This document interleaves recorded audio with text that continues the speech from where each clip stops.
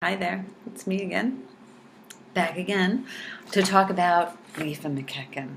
Awesome, totally awesome. Okay, so Leaf and McEachern, they, their work in progress is a compilation of the work that was done by the UCLA team, which was made famous in the 1987 study by Ivar Lovaas, in which he showed that approximately half of individuals with autism who were treated starting before age 4 and for a minimum of 2 years of intensive, at least 40 hours per week of ABA, could be mainstreamed by first grade. It was earth-shattering at the time, as we've discussed in some previous courses for those of you who've been in them. And their work is very, very interesting and very methodical and very specific. And I particularly love their imitation curricular sequence. I think it has some elements that are truly unique and that really help us in terms of thinking about ultimate outcomes, social significance, etc. So I want to look at it with you as the final one that we look at, and I'm going to draw your attention to their phases. You'll notice that they start with objects, not with gross motor. They start with objects, and they start with object manipulation, same kind of items, right? Bang on a drum, block in a bucket. Phase 2, I like this. They give us some guidance from a curriculum perspective. When they have mastered 5 items from Phase 1, that's when we should introduce items from the gross motor list. And then they give us a list of gross motor ones, very similar to what we saw in Taylor and McDonough, and the kinds of things, the kind of examples that are also listed in the ABLES-R. Phase 3 is my very favorite. It's imitation away from the chair. So think about the fact that discrete trial instruction focuses on, I'm seated across from you, I'm giving you an SD of do this, you look at me quickly and you do it.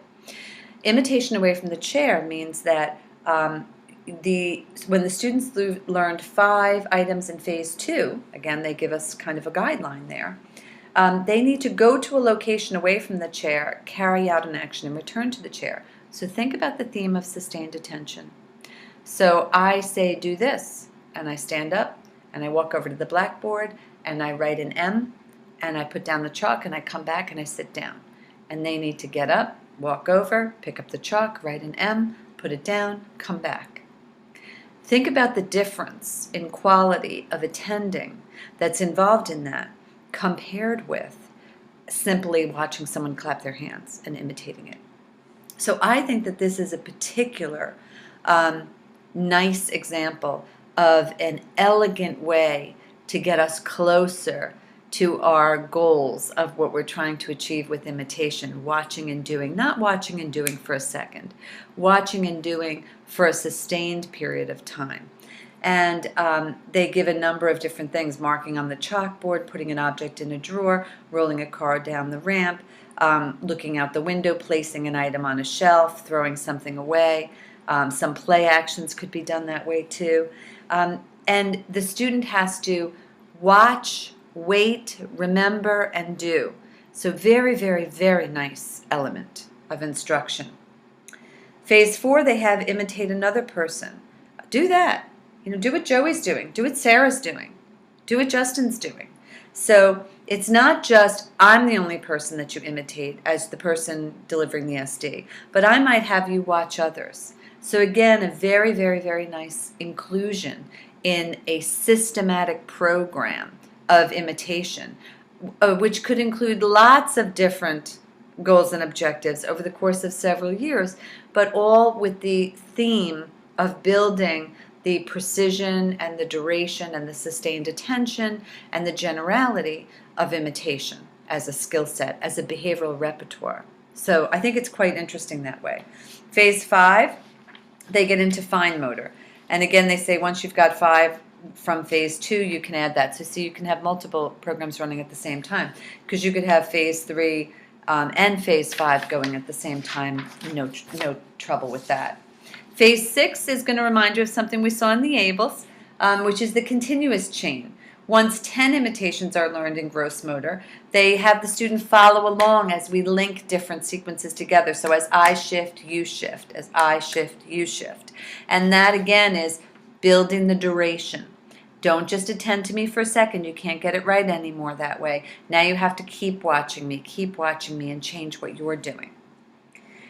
The next one is advanced imitation, which is more, it's not the theme of attending per se or duration of attention, it's the theme of precision. So look at the examples given there. Raise one arm versus two arms.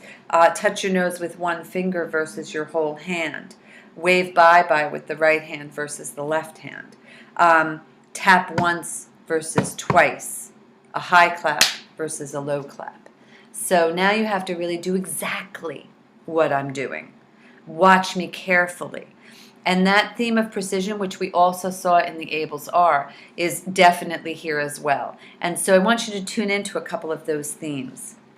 The next one, which we also saw in the other instruments we looked at, two-step chains, requiring the use of memory now. So do this. Do this. So that's interesting too, in terms of really looking at the ability to remember, recall, and then do in sequence what was done. Again, think about the functionality of that in terms of what's sometimes expected of individuals in classrooms. So it could be very useful in that way. They have a couple of things that you don't see in other ones, but I think are kind of interesting and might be especially relevant for certain learners who might have specific deficits in something. One is crossing over, touching the right leg with the left hand, or vice versa, or touching your right shoulder with your left hand. Another is two responses at once, touching your shoulder with your hand and your knee with your other hand. Kind of reminds me of the rub your belly and tap your head kind of a thing. But again, more attention to detail and more effort involved in precisely imitating exactly what's being demonstrated.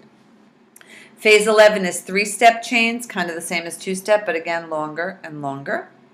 And phase 12 is imitating actions in videos, and they do single actions, two-step, three-step, and continuous, as well as delayed ones and actions in photos, and then imitating actions from pictures.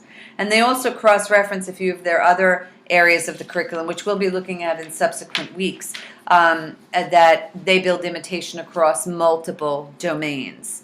But what I want you to get from this is the sense of how we can use tools available to us to plan more methodically to build response classes that have real strength and durability and relevance for our ultimate outcomes and for achieving socially significant gains. I don't want you to walk away from this thinking I said don't teach through DTI, even though I pointed out how great it is for us to work on it naturalistically as well. All these things that I pointed out to you in the curricular resources really are best taught in discrete trial instruction. We're providing lots of learning opportunities. Where else could we better build attention to the precision of the response and attention to the duration that one has to attend to the model and building chained imitation? Those critically important elements of imitation are absolutely best taught in a discrete trial format. So I think that's really maybe where we want to focus in on the relevance of discrete trial instruction there. What could the naturalistic instruction do? Remember that study that showed, well, we get better novelty and generalization and socio-communicative behaviors if we do it naturalistically. So does that mean we drop what we're doing with DTI and instead do it in the context of play and morning group? No, but it does mean that we become more aware of all the opportunities throughout the day that provide opportunities for building naturalistic imitation learning opportunities.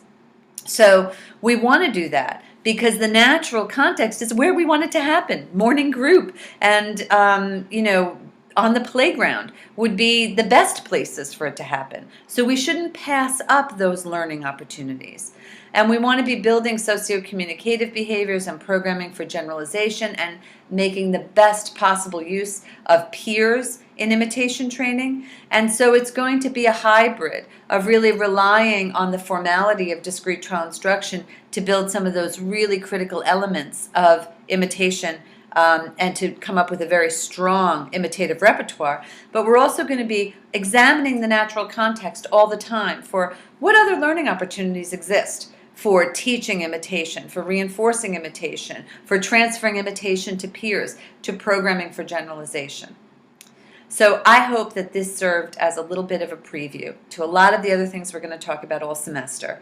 And I really enjoyed talking to you about it. I look forward to seeing your posts about all of these materials this week. And thanks for listening. Take care.